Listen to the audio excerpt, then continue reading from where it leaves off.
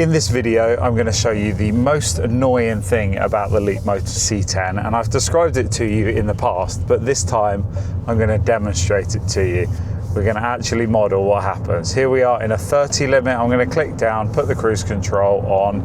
The cruise control is now activated, okay? And it's activated at 30, and it's giving us a flashing warning that the speed limit is 30.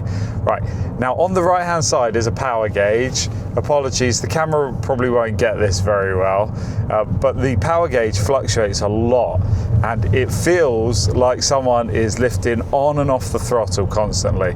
We're a clear road, we have no obstacles. The camera's not detecting any obstacles in front of me. I can see on the screen it's completely clear. But the car is surging on and off, on off. And here now, it's not using any regen. Okay, right, we get a tiny bit of regen. I'm gonna tap this off. Now we're gonna go on a faster stretch, okay? We're going onto the motorway, 70 mile an hour limit. Make sure to subscribe for your regular dose of Leapmotor C10 content. Ka-chow! Is that how American YouTubers do it? Like, comment, and subscribe. Hit the bell icon. Pow, pow, pow. You know, they do all those YouTubey things, don't they? You know, I mean, Americans, they've just got to be, you know, bigger, better, louder than us Brits. And the cruise control just gets much worse when you get up to higher speeds. So if I just pop the cruise control on and then put the roller wheel up, put it up to 60. The acceleration is smooth when it's trying to get up to the target speed, the desired speed. But then once it gets to that 61, all of a sudden now we get the slight jerkiness. It's like pulsing the throttle. It's very, very weird, and it's I don't know, I presume this is just a calibration thing rather than the sensors, the camera. It's just a calibration that the cruise control doesn't have. You technical programmers and coders and engineers will tell me in the comments, but it basically doesn't have enough of a buffer. It wants to be exactly, if you set the cruise control at 60, it wants to be exactly like 60.00 miles per hour. There's like no buffer there at all. Just let the car go to 59 and go to 61 and make it more comfortable and make it more of a smooth, enjoyable experience. So that's one thing. Okay, that's bad enough. It gets even worse when you're behind a vehicle, which hopefully we will be in a minute. Actually, there's not enough traffic on the road to fully demonstrate how frustrating this is, because the adaptive cruise control, when there's a vehicle in front, is even worse, because any little slowdown or speed up in front is like amplified by this car. It's just too hypersensitive. Right, should we go and chase some of those cars? What was that little blue? Little red Daewoo Matiz. Right, here we go. Let's catch it up. So cruise control on at 70, and watch what it does. So when we get close to it, and already it's lifting off. Whoa!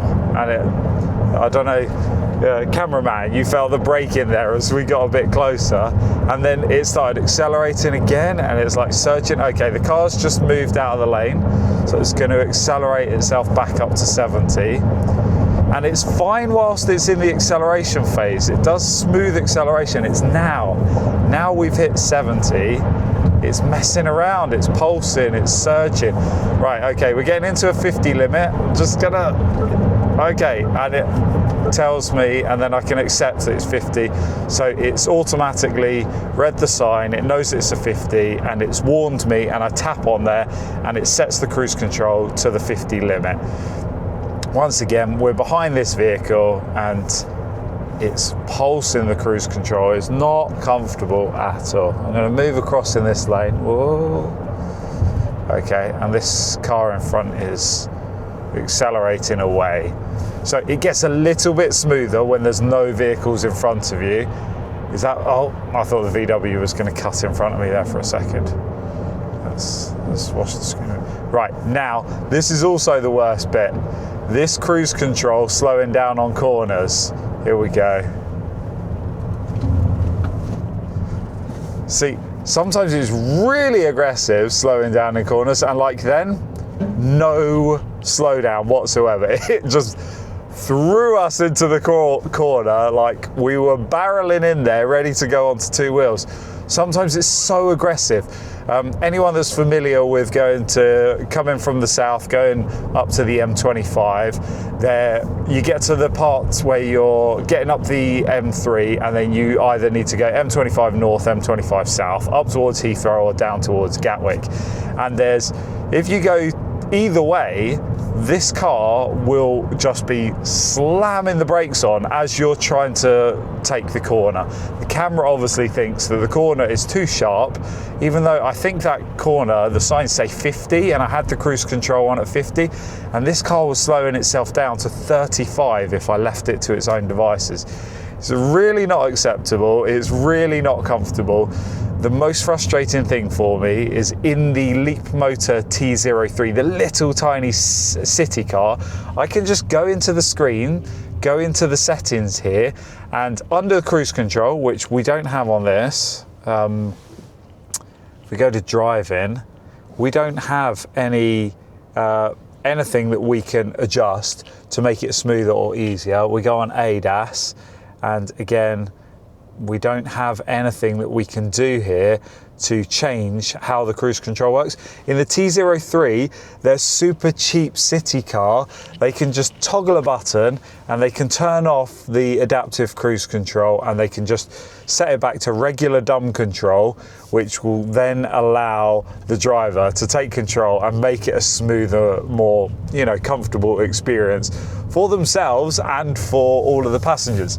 Now, I've put you through all of that, the absolute worst thing about this Leapmotor, but the hope and the promise is that in a couple of weeks' time, when this comes out, the update may already be here. We are due the over-the-air update, and one of the big things that is in that, listed as a fix, is a revision of the adaptive cruise control. Now, Leapmotor have specifically they've specifically highlighted and bullet pointed that they will be working on the curve, what do they call it? Basically, if you're using cruise control around a corner, they call it a funny term, curve recognition control or something like that. Either way, we are due an update, and if the update has as much of a significant impact to the drivability of the vehicle as some of the previous updates have, then we should be onto something. But please, please, please, Leapmotor, just add the little toggle there that will allow us to use dumb cruise control.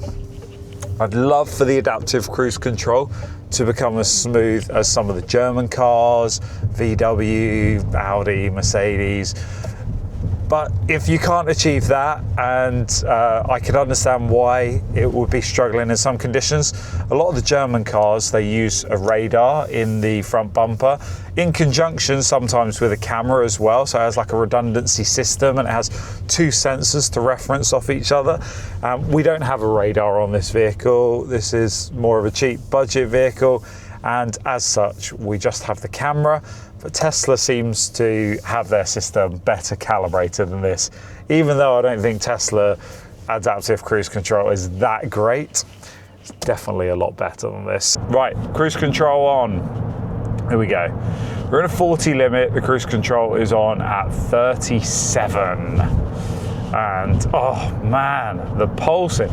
So I can see on the power gauge over here, right, it's not too bad at the moment, it's a bit smoother.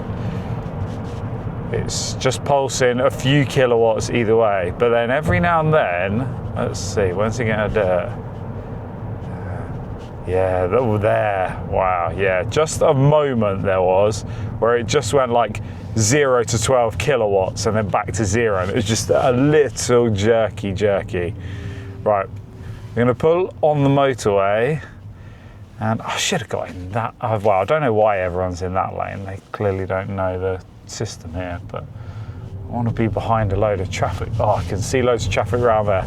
Let's go and catch them up. Right. Leapmotor C10 in the corners. What do you think? Is there enough grip? Oh dear. That's everything in the back seat gone. Roly-poly. Okay. Should we get behind this Mondeo instead of catching up with the others? Right. Put the cruise control on and let's try and catch him. Okay. Whoa! Aggressive braking. The car in front is pulling away from us and it just completely let off, 0 power. So we're joining the bottom of the motorway. So here we are. I've set my cruise control to 70 because it's a 70 limit. We're doing 53 and that is the worst jerkiness in the world. It just went from 0, there you go, 0 to 24 kilowatts, 0, 24 kilowatts.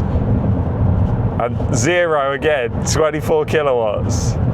And then everything in between that range. Oh, can you feel it over there, how bad it is? It just keeps going to 0 kilowatts. Every time it's like, it puts on too much power, it gets us too close, and then it just cuts to 0 kilowatts.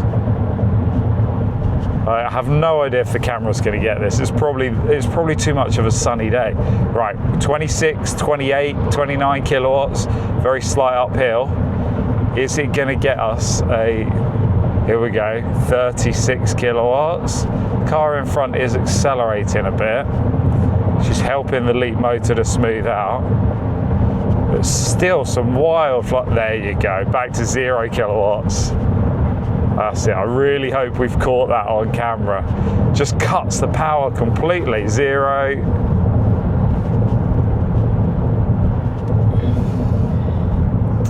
And right here, we should be using regen. There's no regen on the, oh there, we got a tiny bit of regen. 4-5 kilowatts, but nothing as we should. Right, now we're cornering and so it's doing 27 and there's a car behind me getting frustrated. I go in a corner, hits the brakes again. Oh, okay. What did it do there? That actually then went to foot. I had the cruise control set at 70. We were on a kind of gentle corner coming off a motorway roundabout onto another stretch of motorway. There was a car behind me and it went to minus 55 kilowatts on the regen. That's like hard on the brakes. Unfortunately, the car behind was quick enough that it went into the lane and overtook us. And after it had like whacked on that regen, then it just cut the cruise control off. And it wasn't like the corner was too aggressive. And then okay, let me set this to 40. What's it gonna do now? There, it switched to manual driving on that one, which it probably should do in fairness. 40 round this roundabout. I mean, it's legal, but is it safe? It's not ideal really, is it? Right. Uphill with the cruise control is not so bad. That's where it tends to be a little bit smoother. So I've set it for 36. We're gonna wait for it to acknowledge, right, new speed limit at 30. It recognizes that. I pull down and it sets the cruise control to 30. That's good. That works fairly consistently. So we're cruising along at 30 now. Oh, we know this is going to go bad. Every time, when we're going uphill, when it's accelerating, that's when it's smooth. But anytime there's any deceleration going downhill, it just is grabby. It's like it's like a terrible driver who is pulsing on and off the throttle. It's like the pulse and glide, pulse and glide. But it's even worse than that because it's almost like if someone was in a petrol or a diesel car and they should be in 5th gear, but they're actually in 3rd gear every time they pulse the throttle. So you've got strong engine braking as well that's just making the whole experience uncomfortable. Oh, right, I'm gonna put the cruise control on. Let's see how controlled this brings us to a stop. Have a look here. Have a look at the distance. Ready? Okay, right. So that is, oh, look, oh, and then the car in front moves, and watch again. Oh, that last grabbiness. Oh, I should have turned the image stabilization off on that camera, because then it would have shown the motion a lot more. So if you're using the adaptive cruise control in start and stop traffic, just don't, for the sake of your passengers. Here we go. Right, it's pulling away now in slow moving traffic. Right, we can't follow this car anyway. Anyway, that's it for today. Goodbye. So thank you for watching. Make sure you subscribe to the channel. More of my rants about the Leapmotor C10. And as a little outro, I'm going to show you the Leapmotor C10 as a van. Ooh. Here we go. These are all the boxes from Christmas stuff. I'll show you what we've packed in the back here. You ready? Okay. So we replaced our old kitchen bin. We've got a massive battery box from Affery, I think. This, yeah, from Affery. Merry Christmas. We've got Alsu with their CCTV camera setup. We've got another Affery box. Affery like me.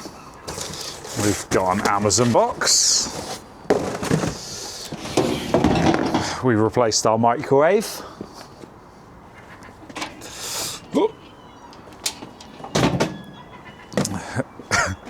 Apologies for the terrible camera work.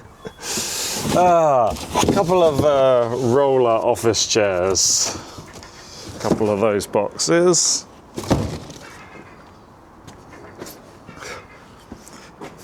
It works as a makeshift van, doesn't it? What else have we got in here? Oh, this was the box for our new 40-litre bin. And another box. I can't remember what was in that. It's a box.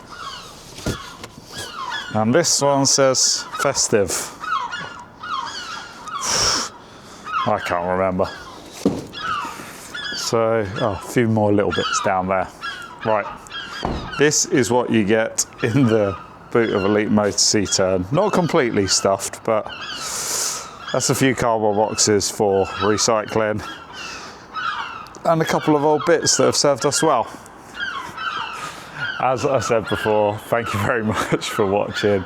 I'm glad that a lot of people are finding this content about the Leapmotor C10 very helpful, and a lot of you are anticipating the delivery of your vehicle. So if anything else, of course, every vehicle has its quirks and things to adjust to and things that aren't perfect, but don't worry. 95% of this vehicle is absolutely incredible, and especially value for money. It is insane how good this car is. So we tolerate a few things that are suboptimal, subpar, and you will very much enjoy using the C10. I've got another video coming soon about the light show inside, the ambient lighting, and I'm working on the video about range, efficiency, real world battery stuff. So that will be coming very soon. But from my perspective, I know not everyone agrees in the owners group from what I can see. I think it meets the claims that it makes. Efficiency is good enough. That's my summary. Now you don't have to watch the 15-minute long video. Public charging isn't too bad, despite a few people saying that the charging speed of this vehicle is not good enough. You'll see a few surprising things in my video, actually. There you go. There's a little teaser for coming back again. Thank you and goodbye. Like, comment and subscribe if you so desire, if you wish.